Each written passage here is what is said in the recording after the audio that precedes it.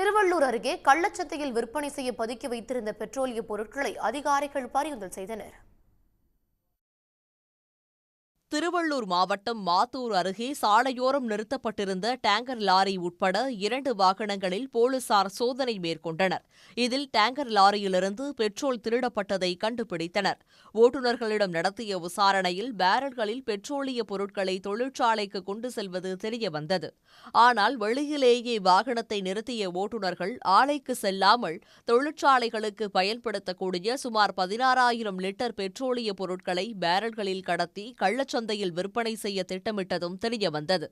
இதனையடுத்து 2 வாகனங்கள் பெட்ரோலிய பொருட்களை பறிமுதல் செய்து ஓட்டுநர் உட்பட 6 பேரை போலீசார் கைது செய்து விசாரணை நடத்தி வருகின்றனர்.